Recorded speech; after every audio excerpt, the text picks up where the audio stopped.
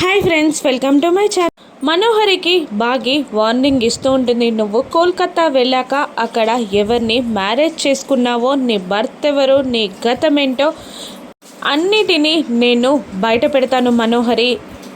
అలా కాదని ఆయన మీద నీకింకా హోప్ ఉన్నా కూడా ఆయనని మళ్ళీ నువ్వు పెళ్లి చేసుకోవాలని ట్రై చేసినా కూడా నాలో ఉన్న భాగమతి 2.0ని రుచి చూస్తావు అంటూ వార్నింగ్ ఇస్తూ ఉంటుంది బాగి మనోహరికి. ఆ తర్వాత శ్రీరామనవమి అవడంతో అందరూ కలిసి సీతారాముల కళ్యాణం జరిపించడానికి గుడికి వెళ్తారు. ఇక అక్కడ దంపతులు ఇద్దరు బాగి అమర్ స్వామికి అమ్మవారికి బట్టలతో అడుగు పెడుతూ ఉండగా వెనహాల మనోహరి ఫ్యామిలీ మెంబర్స్ కూడా గుళ్ళోకి ఎంటర్ అవుతూ ఉంటారు. ఇక అక్కడ బాగి ఎలాగైనా మనోహరి కుట్రని బయట పెట్టాలని ప్లాన్ చేస్తూ ఉంటుంది. మను కూడా అమర్తో కలిసి బాగి కళ్యాణం చేయకుండా ప్లాన్ చేస్తూ ఉంటుంది. మను ఒక ఫోన్ని పట్టుకొని పక్కకి వచ్చి ఎవరికో కాల్ చేయబోతూ ఉంటుంది.